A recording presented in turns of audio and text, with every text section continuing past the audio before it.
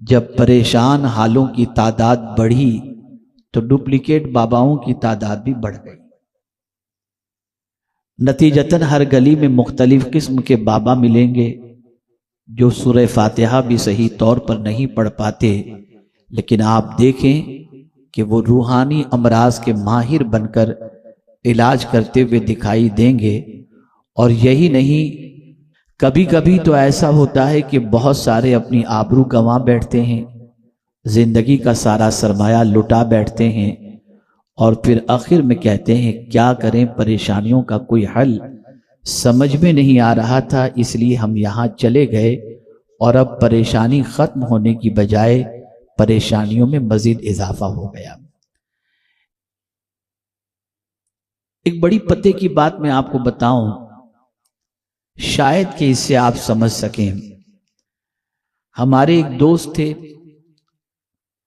ان کے گھر شادی کا فنکشن تھا، انہوں نے ایک ٹیلر کو گھر کے اندر رکھا 15 دن کے لیے کہ پوری فیملی کے کپڑے وہ اچھی طریقے سے سلے۔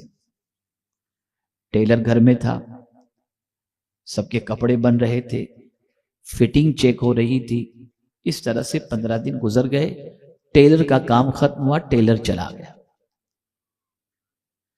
گھر میں جس بچے کی شادی تھی اس کا گھر ڈیکوریٹ کیا گیا تھا، فرنیچر اچھے بنا دیے گئے تھے، اچھا بنا دیا گیا تھا، سب کچھ ہوا۔ شادی کے 2-3 دن گزرے اور جیسے ہی نئی آئی ہوئی دلہن گھر میں جھاڑو لگاتی ہے تو بیڈ کے نیچے سے سوئی اور دھاگا ملتا ہے۔ اب یہ مل گیا، اب سارے گھر والے پریشان، یہ کیا چیز ہوگی؟ سیدھے دوڑے بابا کے پاس۔ بابا نے دیکھا تو کہا کہ تم پر کسی نے جادو کر دیا۔ اب جو چلی دکان بابا کی تو میں بتا نہیں سکتا آپ کو، بعد میں پتا چلا کہ یہ ٹیلر کی مسٹیک کی وجہ سے سوئی رہ گئی ہوگی اور کوئی چیز نہیں تھی۔ وہم، بلی آگے سے گزر گئی، کہیں مت جاؤ، رک جاؤ۔ یعنی ہم اس طریقے سے شکوک و شبہات و وہم کے عادی بن چکے ہیں۔ سوئی دیکھا تو ٹینشن، کالا رنگ دیکھ لیا تو ٹینشن، بلی گزری تو ٹینشن، اور پھر ہمیں کہیں سے کوئی پریشانی کا حل سمجھ میں نہیں آتا۔ کبھی کوئی کہاں پنڈت کے پاس چلا جاتا ہے، کبھی بابا کے پاس چلا جاتا ہے۔ حیرت کی بات ہے، اپنی پریشانیوں کا حل گھر میں موجود ہے، لیکن اس سے انسان تلاش نہیں کرتا، اور وہ حل ہے قرآن، قرآن اور قرآن۔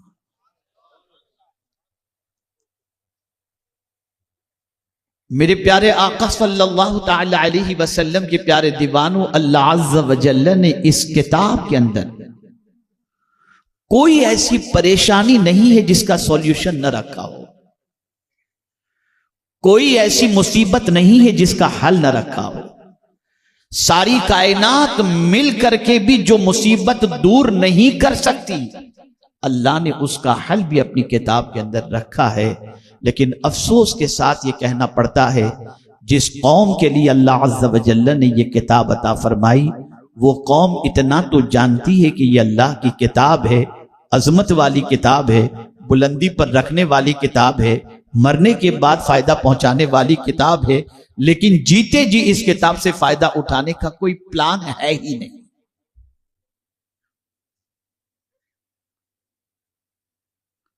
میرے پیارے آقا صلی اللہ تعالی علیہ وسلم کے پیارے دیوانوں، اللہ عز و جل خود اپنی کتاب کا انٹروڈکشن اس طریقے سے کراتا ہے کہ ان ھذا القرآن، بے شک یہ قرآن، یہدی الی التی ہی اقوم، کہ سب سے سیدھا راستہ دکھانے والی کتاب ہے۔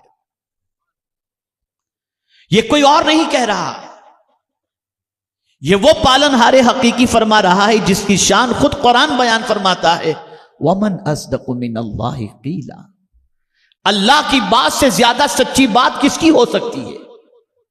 میرے پیارے آقا صلی اللہ تعالی علیہ وسلم کے پیارے دیوانوں، آپ مجھے بتائیے ہمارا خالق اللہ بلکہ ہر شے کا خالق اللہ، اللہ خالق کل شے، ہر چیز کا پیدا کرنے والا اللہ ہے۔ زمین بھی اس نے پیدا فرمائی، آسمان بھی اس نے پیدا فرمایا، چاند بھی اسی نے پیدا فرمایا، ہر شے کو اس نے پیدا فرمایا۔ اب انسان کو بھی اسی نے پیدا فرمایا۔ آپ ذرا سوچو، انسان کو کہا جا رہا ہے اے انسان میں نے تجھے پیدا کیا، ظاہر سی بات ہے کہ پیدا کرنے کے بعد تجھے چلنے کی بھی ضرورت پڑے گی، تجھے معاشرے میں رہنے کی ضرورت پڑے گی، تجھے لوگوں سے میل ملاپ کی ضرورت پڑے گی، تجھے تجارت کرنے کی ضرورت پڑے گی، تجھے عبادت و ریاضت کی ضرورت پڑے گی، تجھے پڑوسیوں کے ساتھ سلوک کرنے کی ضرورت پڑے گی، تیرے ماں باپ ہوں گے ان کے ساتھ پیش آنے کی ضرورت پڑے گی، تیری زبان کو استعمال کرنے کا طریقہ بھی تیرے کو چاہیے۔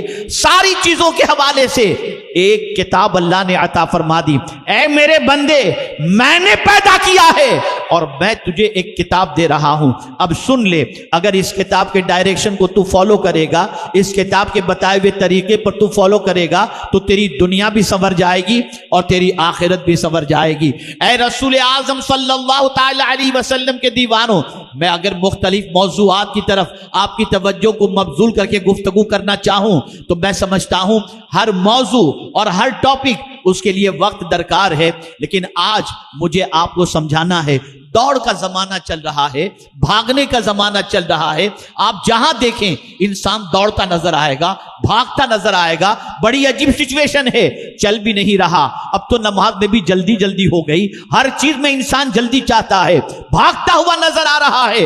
اللہ اکبر، قرآن نے بھاگنے جیسی فطرت جو ہے انسان کے اندر رکھی ہے، جلد بازی کی فطرت اللہ نے انسان کے اندر رکھی ہے، انسان جلد باز ہے۔ وَكَانَ الْإِنسَانُ عَجُولًا، اللہ نے انسان کو جلد باز رکھا ہے، کمپٹیشن کا جذبہ بھی انسان کے اندر رکھا ہے۔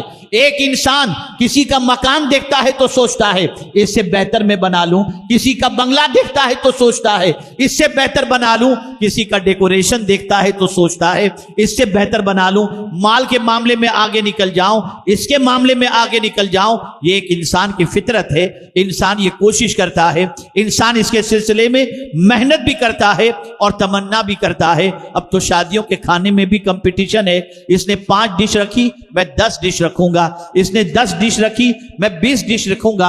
اور ابھی میں تازہ ترین واقعہ آپ کو بتاؤں، چند دنوں پہلے ایک شخص اپنے بیٹے کی شادی کے لیے قرض دیا تھا، قرض نہ چکانے کی بنیاد پر خودکشی اس نے کر دی۔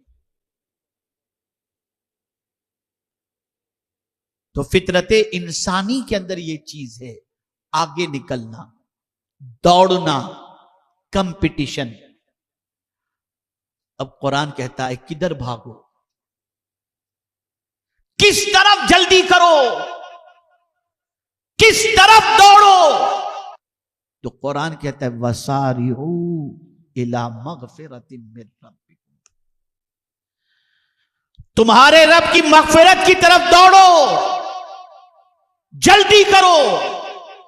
میرے پیارے آقا صلی اللہ تعالی علیہ وسلم کے پیارے دیوانوں، اب آپ دیکھیں مغفرت حاصل کرنے کی طرف دوڑنے کا حکم دیا جا رہا ہے، بخشش کے پروانے کے حصول کو حاصل کرنے کے لیے، بخشش کے پروانے کے حصول کے لیے دوڑنے کا حکم دیا جا رہا ہے، لیکن مزاج بدل گیا، سوچ بدل گئی۔ انسان اب اللہ سے بخشش کا پروانہ حاصل کرنے کے لیے بھاگتا ہوا نظر نہیں آتا، گناہ کے لیے بھاگتا نظر آ رہا ہے، برائیوں کے لیے دوڑتا نظر آ رہا ہے، برائیوں میں جلدی کرتا ہوا نظر آ رہا ہے۔ لیکن قرآن کہتا ہے اے بندے اپنے رب سے مغفرت کی طرف دوڑ، اپنے رب سے مغفرت حاصل کرنے کی طرف جلدی کر۔ لیکن آپ سے میں پوچھنا چاہتا ہوں، مغفرت کوئی معمولی چیز نہیں ہے، اللہ نے جس طرف بھیجنے کا حکم دیا یہ اتنا عظیم سرمایہ ہے کہ رسول اعظم صلی اللہ علیہ وسلم سے بھی اللہ عز و جل نے ارشاد فرمایا میرے محبوب اپنی امت کے لیے، مومنین اور مومنات کے لیے بھی جو تمہیں دعا کرنی ہے وہ یہی کرو، واستغفر للمؤمنین والمؤمنات، مومنین اور مومنات کے لیے مغفرت کی دعا کرو۔ آپ جانتے ہیں سیدنا ابو ہریرہ رضی اللہ المولا تبارک و تعالی عنہ، اللہ اکبر اللہ اکبر، زارو قطار رو رہے تھے، بسیار رو رہے تھے، اتنا رو رہے تھے کہ آنسوؤں سے بالکل جو ہے ان کا چہرہ تر ہو چکا تھا اور آنسو بہ رہے تھے، گریہ زاری فرما رہے تھے۔ لوگوں نے پوچھا حضور کیا بات ہے، آپ کیوں اتنا رو رہے ہیں؟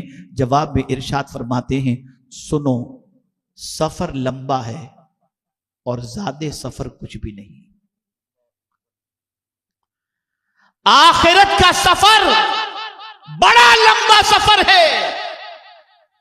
یہاں کتنا جیئیں گے نہیں معلوم. ہمارے سمی بھائی سامنے بیٹھے ہوئے ہیں، ان کے ساتھی اسلم سمی کے نام سے بہت مشہور تھے. ایسا لگتا ہے کہ ابھی ہمارے درمیان تھے، ابھی ہم سے رخصت ہو گئے. انسان کی زندگی کا کوئی بھروسہ نہیں، کتنا جی کر جیے گا. 50 60 70 75 سال، اور اس کے بعد انسان اس دنیا سے کچھ کر جاتا ہے. لیکن یہی 50 60 70 80 سال کی زندگی کو اچھی طریقے سے گزارنے کے لیے انسان نہ رات دیکھتا ہے، نہ دن دیکھتا ہے، نہ صبح دیکھتا ہے، نہ شام دیکھتا ہے، بلکہ پورا وقت اسی میں خرچ کر دیتا ہے. اس کے پاس تو اتنا وقت بھی نہیں کہ آخرت کے بارے میں سوچے، جہاں کا سفر بڑا لمبا ہے. بلکہ اگر کوئی آخرت کی بات کر دے، موت کی بات کر دے، مولانا کیوں مزہ کرکرا کرتے ہو آپ یار، چین سے جینے دو، ہم عیش میں جی رہے ہیں اور آپ موت و میت کی بات لا کر کے بیچ میں کھڑا کر دیے اور آخرت کی بات لا کر کے بٹھا دیے. اللہ اکبر، یہ انسان کی سچویشن ہے. لیکن میرے پیارے آقا صلی اللہ علیہ وسلم کے پیارے دیوانوں، جن کی نظر قرآن پر ہوتی ہے، جن کی نظر اللہ کی کتاب پر ہوتی ہے، جن کی نظر رسول اعظم صلی اللہ علیہ وسلم پر ہوتی ہے، جن کی نظر صحابہ کرام علیہم الرضوان کی حیات طیبہ پر ہوتی ہے، وہ جانتے ہیں وہ پڑھے لکھے تھے. صحابہ ان پڑھ نہیں تھے، بہت پڑھے لکھے تھے. صحابہ کرام علیہم الرضوان کی فکر ہمیشہ آخرت کی زیادہ رہتی. بلکہ میری نظر سے رسول اعظم صلی اللہ علیہ وسلم کا جمعۃ المبارکہ کا پہلا خطبہ جو سرکار صلی اللہ علیہ وسلم نے مدینہ منورہ میں دیا تھا، پہلا جمعہ کا خطبہ حضور کا اٹھا کر کے دیکھو.